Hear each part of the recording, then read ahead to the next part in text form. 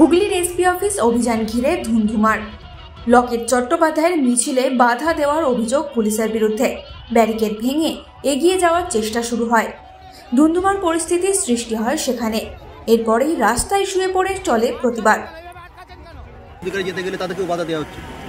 দেখুন, পুলিশ যত আটকাবে আমরা তত এগিয়ে যাব। আমাদের লজ্জা লাগে যে পুলিশ সন্দেশখালিতে সেই মহিলাদের যখন তুলে নিয়ে যেত তখন তাদেরকে আটকাতে পারেনি। আজকে তাদের জন্য যারা প্রতিবাদের আওয়াজ তুলেছে, আমাদের যুব শক্তিরা, আমাদের নারী শক্তিরা, তাদেরকে আমাদের আটকাচ্ছে। এখানে পরিষ্কার হয়ে যাচ্ছে দলদাস হয়ে কাজ করছে। আর মহিলা মুখ্যমন্ত্রী হয়ে এ রাজ্যে মহিলাদের 500 টাকা 1000 টাকার লোভ দেখিয়ে মহিলাদেরকে শেখ শাহজাহানের মতন একদম ক্রিমিনালদের ঘরে, মানে নোংরা লোকের ঘরে এদেরকে পাঠিয়ে দিচ্ছে শুধুমাত্র 30% ভোটের জন্য। বেছে বেছে হিন্দু সমাজকে আক্রান্ত করা হচ্ছে, বেছে বেছে হিন্দু মহিলাদেরকে তোলা হচ্ছে। ধিক্কার জানাই এই প্রশাসনকে। যত আমাদেরকে মারবে, যত আমাদেরকে আটকাবে, আমরা তত এগিয়ে যাব। আপনাদের বেশ কয়েকজন কর্মী আহত হয়েছে বলে, আমাদের অনেক মহিলারা আহত হয়েছেন, তাদের খিমচেছে, তাদেরকে আঙুল কেটে গেছে, রক্তপাত হয়েছে। আমাদের কর্মীরা যারা রয়েছেন এখানে তাদের প্রচুর পরিমাণে তাদেরকে লাঠিপেটা করা হয়েছে। এরা যত করবে মনে রাখবেন আমরা দমবো না। যত আমাদেরকে মারবে তত আমরা এগিয়ে যাব। এটাই আমাদের লড়াই। মহিলাদের উপর যে অভিযোগ করছে রাজ্যের মুখ্যমন্ত্রী মহিলা, সেখানে মহিলাদের প্রতি কি বার্তা? এরকম একটা অবস্থা, কি বলবেন? লজ্জার কথা।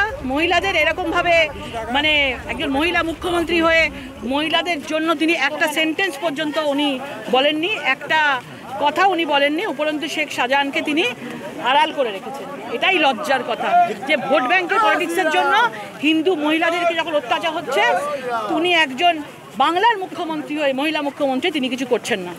অন্যদিকে মিছিলের মাঝে তৃণমূলকে কটাক্ষ লকেট চট্টোপাধ্যায়ের। যাদবপুরের সাংসদ পদ থেকে ইস্তফা দিয়েছেন মিমি চক্রবর্তী। মিমির প্রসঙ্গ বলতে গিয়ে টেনে আনলেন দেবকেও। দেবকে টেনে এনে তৃণমূলের বিরুদ্ধে আক্রমণ শানালেন লকেট চট্টোপাধ্যায়। মিমি চক্রবর্তী রাজনীতি ছেড়ে দিয়ে মমতাকে চিঠি দিলেন, তিনি অপমানিত, বারবার তিনি বলছেন ওনাদের দলে কেউ আর থাকতে পারবে না।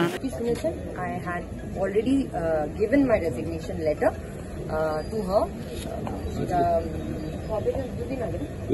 কিন্তু এটাই বলবো যে আমি আমার পরিষেবা দিতে যদি আমার কোনো আমার পরিষেবা দিতে যে বাধাগুলো আমি পেয়েছি সেই বাধাগুলোর কথা দিদিকে জানিয়েছি। আর দিদি ইমিডিয়েট স্টেপ নেবেন।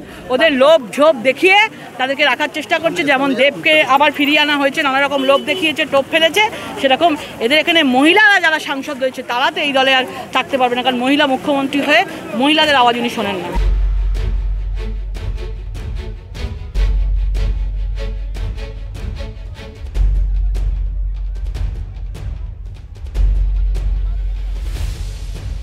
এই সময় ডিজিটাল।